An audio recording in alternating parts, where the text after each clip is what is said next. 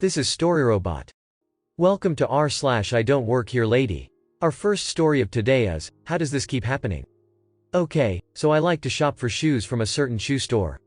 It's called Shoe Show. Some may know it, and some may not. Good store. When I go to other stores, they don't have my size. So, I go to this store because they have cute shoes in my size. Now, this incident just happened this morning.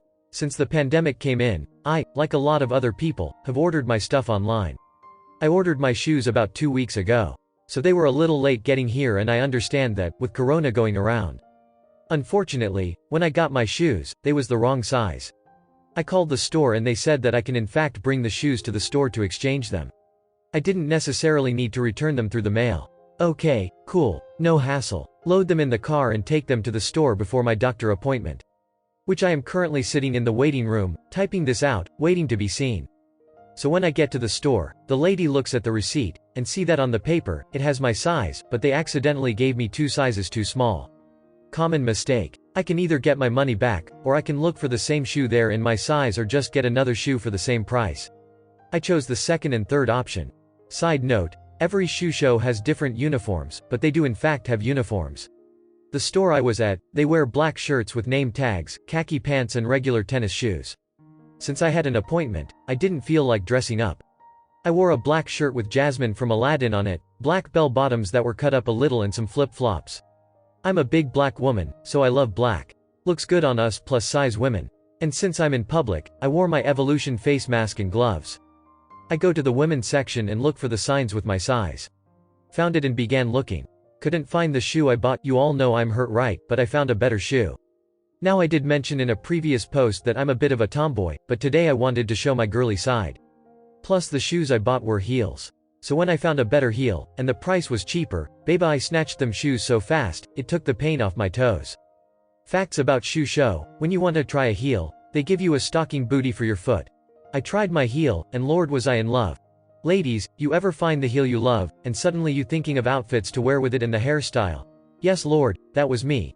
In my mind, you couldn't tell me beep. I was feeling myself. Suddenly, that feeling goes away when I feel a tap on my shoulder. I turn my head around and it's this lady with her daughter, 14 to 16 years of age. So I asked, can I help you? And she goes on about how nobody is at the front desk and she needs help. Another fact about Shoe Show: they have a bell to ring on the desk when a person is ready for checkout or just needs help. So I tell her, Madam, there's a bell on the front desk. Just ring the bell and I'm sure someone will come help you. What in the beep did I say that for? She got pissed. So you're not going to help me? You're just going to keep being lazy and put your grimy feet in the shoes? Get off your fat butt and help me. My daughter and I have a wedding to attend and we need shoes for it. My daughter is in the wedding. And I mean, said it like that was a huge accomplishment and her daughter deserved an award for it. Come to find out, she was only a host and not directly in the wedding.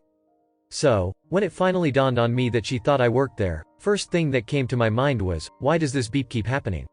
Like, is this prank Danielle Day and I missed the beep memo? I look at her and tell her I don't work there. I'm there to exchange shoes. The bell is on the beep desk. Ring it. Now she's yelling, I will have your job if you don't help me. I'm a valued customer here. You will help me. I demand service. Blah blah blah bull beep. Now, I'm just over this beep. I have a doctor appointment to get to and all I want is to exchange my shoes. I don't have time for it. So I tell her to do whatever the beep she want. I don't care, I have beep to do. Staff finally came out because of all the commotion. Ask me what happened and she rants, and screams, and yells and holla. Staff looked at her and cuts her off. Madam, I'm not being mean, but I didn't ask you. I asked her. I will get to you after she's done. Oh yeah, I'm about to have my way with this. I politely say, clears throat, the Wicked Witch of the East here needs help. I told her I didn't work here and that you all had a bell on the desk to ring for help, and I guess her IQ was too low to read the sign and went for the first person she saw and assumed they worked here. She claimed she was a valued customer. Turns to look at her. That title does nothing in this kind of shoe store beep. Can somebody please help her and can I please go to checkout so I can exchange my shoe?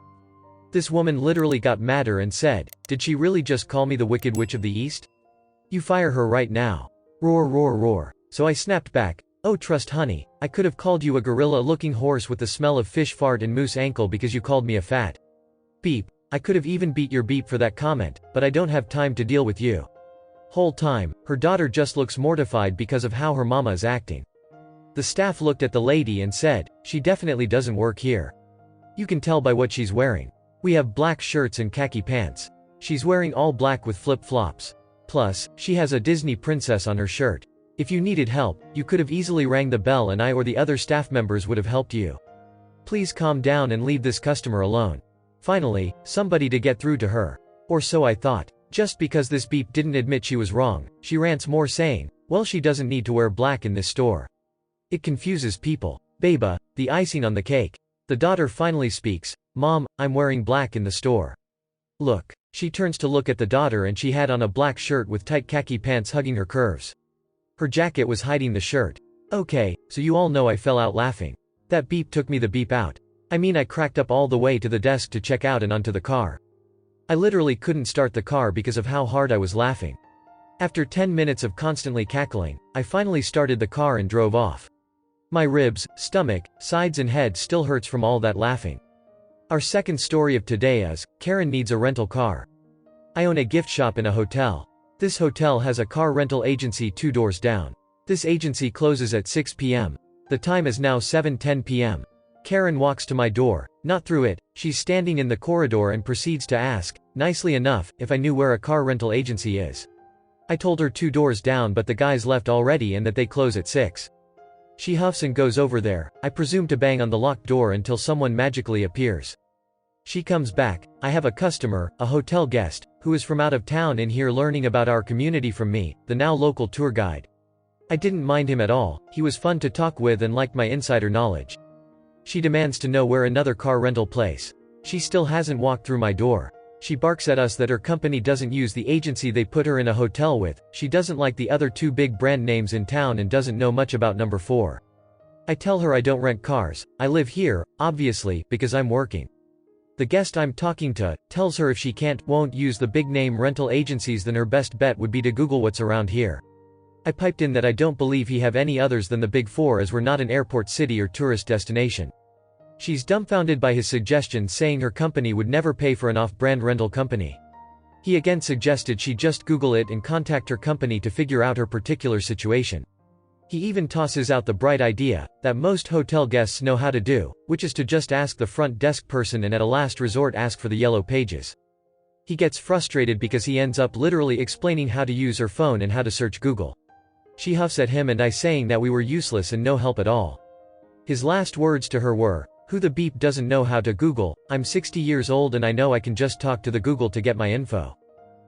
Thank you for watching. Error. Problem detected. Not enough subscribers. Please subscribe, like and comment.